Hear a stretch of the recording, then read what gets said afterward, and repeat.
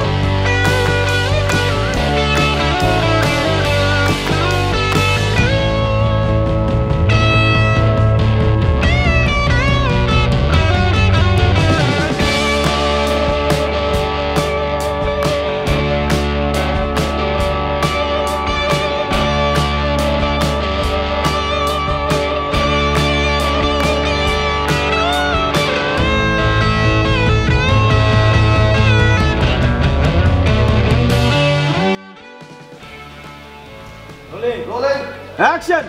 High মহারাজা, কেমন আছো? High মহারাজা, কেমন আছো? মহারানী, আমার ভাইদের যদি কিছু হয় তাহলে খাড়া খাড়া আরে খাড়া খাড়া খাড়া কিন্তু সারা বছরই তারকা রাতের মেলা দেখাইছো। তারকা রাতের মেলা এইবার আমার তারকা রাতের মেলাটা দেখাবি না? এবার আমাকে তারকা রাতের মেলাটা দেখবি না?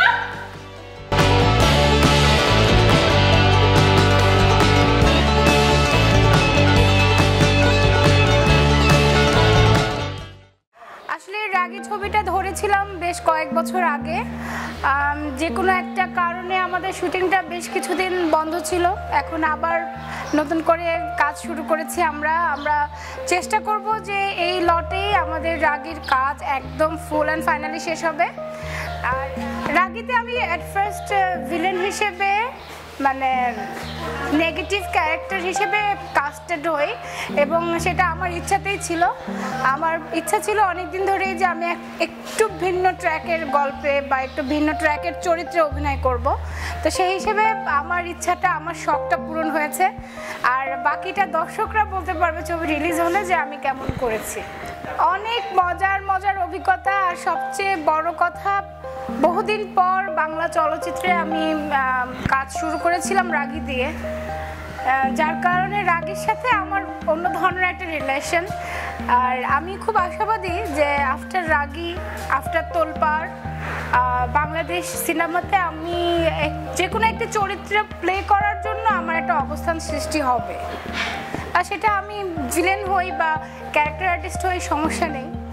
এই ছবিতে আমার সাথে, এই ছবিতে মেইন কাস্টিং হিরো হিরোইন হচ্ছে নবাগত আবির খান, তারপরে সবার প্রিয় নায়িকা, সুন্দরী নায়িকা আঁচল, আরও আছে সনি রহমান। সনি অবশ্য আমার সাথেই আছে এই ছবিতে। আরও আছে মৌমিতা মৌ, আরও অনেকেই আছে, অনেক বড় বড় শিল্পীরা আছে। আপনাদের হয়তোবা খুবই ভালো লাগবে ছবিটা দেখতে। শতাব্দী ওয়াদুদ দাদা আছেন। তো ভালো অনেক বড় বড় শিল্পী এই ছবিতে কাজ করছে। না, অ্যাকচুয়ালি নায়িকাটা তো বহুদিন করেছি, নায়িকাতে আমি পরীক্ষিত। নায়িকা হিসেবে আমি ছবিও অনেক হিট দিয়েছি। তো দেখি না ভিলেন হিসেবে মানুষ আমাকে কিভাবে অ্যাকসেপ্ট করে।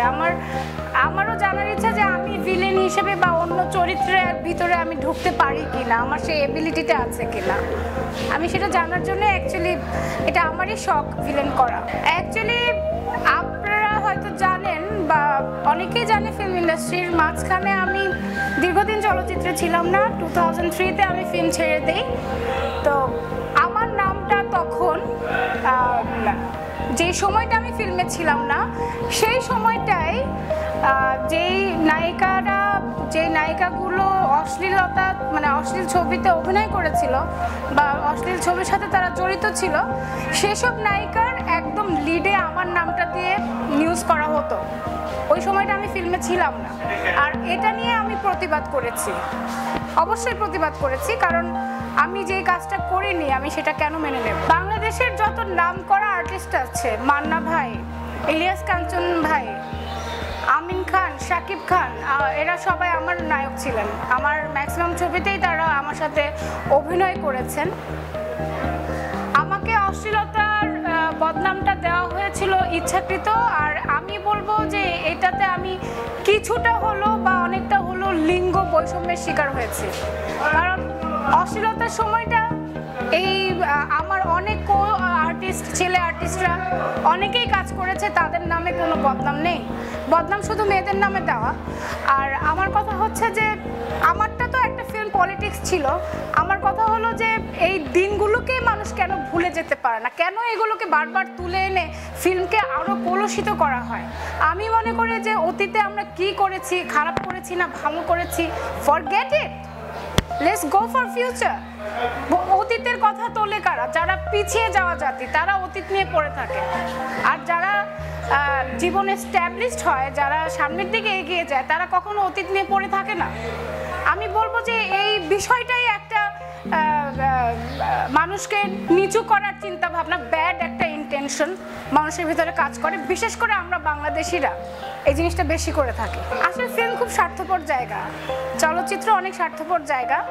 এই চলচ্চিত্রের মানুষের চরিত্র, ইনক্লুডিং মি, আমাকে দিয়ে আমি বলবো আমরা হচ্ছে জলতি সুরজ কি পূজারি। যখন যে সুপারস্টার থাকে সে অনেক আদর পায়, ভালোবাসা পায়, সে যখন ডুবে যায় তার খবর কেউ নেয় না। তো এটাই নিয়ম। আমি যখন দীর্ঘদিন ছিলাম না, আমার খোঁজ খবর কেউ নেয়নি, আমিও অনেকেরই নেই না। এটাই আমাদের ক্যারেক্টারের বৈশিষ্ট্যই এটা। রিসেন্টলি আমি একটা ছবির আউটডোর করলাম, পদ্মার প্রেম, খুব রোমান্টিক একটা ছবি। এই ছবিতে আবার আমি খুব ভিন্ন ট্র্যাকে অভিনয় করছি। এই ছবিতে আমার নায়ক হচ্ছেন আলেক ভাই, আর নতুন নায়ক নায়িকা হিসেবে আছে সুমিত সেন আর আইরিন। তো এই ছবিটাও খুব সুন্দর একটা ছবি। আরেকটা ছবি আমি করছি, যে ছবিটার জন্য আমি ভীষণ আশাবাদী, সেই ছবিটি হচ্ছে তোলপাড়। আর এই ছবিতে সনি রহমান হচ্ছে main hero, main casting hero, আমি কিন্তু মেইন ভিলেন করছি। তা আশা করব সবার ভালো লাগবে। আমি যে ছবিগুলোতে কাজ করছি, ছবিগুলো একটা ভালো রেজাল্ট অন্তত দিতে পারবে। এটা এখনো মাথায় আসেনি সেভাবে, অভিনয়টাকেই আমি এখন সিরিয়াসলি দেখছি। আমি মনে করি যাত্রা করাটা নেগেটিভ হবে কেন? কলকাতার সব আর্টিস্টরা যদি তাদের অভিনয়ের পাশাপাশি যাত্রা করে, আবার বলিউড, হলিউড, তারা তাদের অভিনয়ের পাশাপাশি বিভিন্ন সাংস্কৃতিক অনুষ্ঠানে যায়, সেখানে তারা এক্সট্রা টাকা ইনকাম করে, যেটাকে সোজা কথায় বলা হয় বলিউডের স্টাররা যাচ্ছে। আমাদের দেশের শিল্পীরা যখন আমাদের দেশেরই কোনো মাঠে যাচ্ছে, তার নামে একটা বদনাম জুড়ে দেওয়া হচ্ছে যে সে যাত্রার মাঠে যাচ্ছে। আসলে কি আমি যাত্রায় যাচ্ছি? যাত্রা কিন্তু গত 3-4 বছর ধরে বন্ধ। যাত্রায় আমি কখনো যাইনি। আমি একবার একটা ঢাকায় শিল্পকলা একটা প্রোগ্রাম হয়েছিল, সেটাতে গিয়েছিলাম। আর আমি মনে করি যাত্রায় গেলেই বা দোষ কোথায়? আর মানুষ এত ব্যাড রিমার্ক কেন ছড়ায়? হ্যাঁ, আমি আমার ফিল্ম প্রফেশন থেকে আমি যখন বিভিন্ন ধরনের বাধার সম্মুখীন হয়েছি, I had to choose profession. আমার একটা প্রফেশনকে চুজ করে নিতে হবে, যেহেতু আমি কাজ করা মানুষ, আমি কাজ করে খাই, কাজ করে চলি। সো আমি মাঠে, বিভিন্ন মেলার মাঠে শো করার সিদ্ধান্তে যাই, তাই বলে যে আমাকে আরেকটা খারাপভাবে আমাকে এক্সপোজ করা হবে যে মুনমুন এখন ভাত পাচ্ছে না, যাত্রা করে বেড়াচ্ছে। এটা খুব নিম্ন মেন্টালিটির কথাবার্তা। আমি শিল্পী, আমি সবখানে কাজ করে যাব। আর আমি যদিও বা যাত্রা করে থাকি, আমি মনে করি যে আমি খুব ভালো কাজ করেছি, এবং আমি মনে করি একজন শিল্পী বেকার বসে খাওয়াই তার জন্য সবচেয়ে বড় লজ্জার। সে কাজ করে খাচ্ছে, এটা তার জন্য কোনো লজ্জার কিছু নয়। আমি তো আর এমন না যে আমি অভিনয়ের পেশা ছেড়ে অন্য কোনো পেশায় ঢুকেছি। আমার অভিনয়ের পেশারই এটা একটা শাখা, তাই না? শাখা প্রশাখা। সো এখানে আমি এটার প্রশ্ন বা এটা নিয়ে প্রশ্নবিদ্ধ যারা করবে আমি মনে করি তারা খুব সংকীর্ণ মনের লোক। সবাইকে আমার তরফ থেকে অনেক অনেক ভালোবাসা, অনেক অনেক ভালোবাসা, প্রাণ ঢালা শুভেচ্ছা। আর বাংলা সিনেমা দেখবেন, বাংলা সিনেমাকে ভালোবাসবেন, কারণ বাংলা সিনেমা আপনাদেরই সম্পদ। আর সবাই অনেক অনেক ভালো থাকবেন। Thank you.